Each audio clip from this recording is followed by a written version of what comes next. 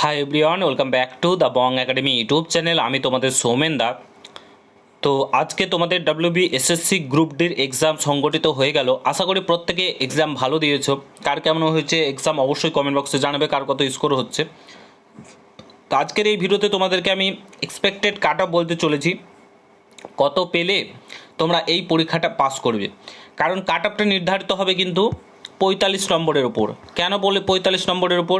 40 নম্বরের তো পরীক্ষা, তাহলে 45 নম্বরের ওপর কাট অফ কেন হবে? কারণ যারা এর আগে পরীক্ষাতে বসেছিল 2016 সালে, তারাও কিন্তু বসেছে।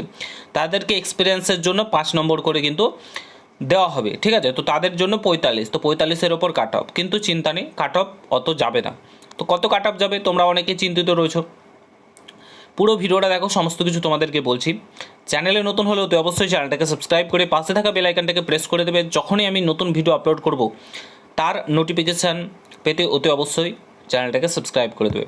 ফার্স্ট অফ অল বলে রাখি কোশ্চেনের কথা। কোশ্চেন একটু ঘুরিয়ে প্যাচে ছিল, মডারেট মানে গ্রুপ সির যে পরীক্ষাটা হচ্ছে তার থেকে কিন্তু কোশ্চেনের লেভেল হাই ছিল, যথেষ্ট হাই ছিল, ঠিক আছে? গ্রুপ সির পরীক্ষার তুলনায় গ্রুপ ডির পরীক্ষা হাই ছিল, মানে র্যাঙ্ক অনুযায়ী কিন্তু উল্টে হয়ে যাচ্ছে, ঠিক আছে? উল্টো হয়ে যাচ্ছে।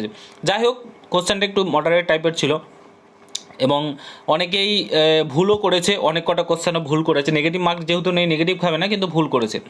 তো তার উপর ভিত্তি করে যে কাট অফটা হচ্ছে সেটা হচ্ছে, আমি বলছি একটাই কাট অফ বলবো। ইউআরের ক্ষেত্রে তোমরা যারা যারা 36 পাচ্ছ, 36 প্লাস, 36 থেকে 37, ঠিক আছে, 40-এর মধ্যে, তারা কিন্তু নিশ্চিন্ত থাকো, তোমরা কিন্তু এক্সাম ক্লিয়ার করে দিয়েছো।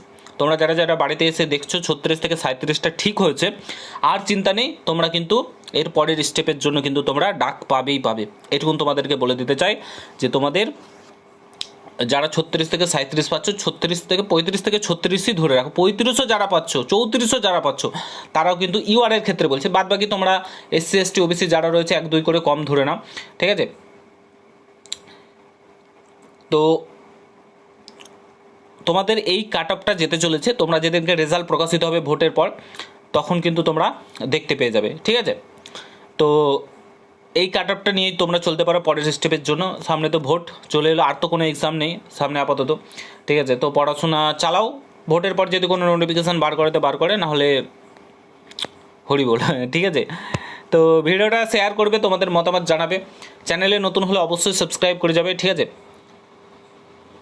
দেখা হচ্ছে অন্য কোনো ভিডিওতে। ভালো থেকো, সুস্থ থেকো, গুড বাই, জয় হিন্দ, বন্দে মাতরম।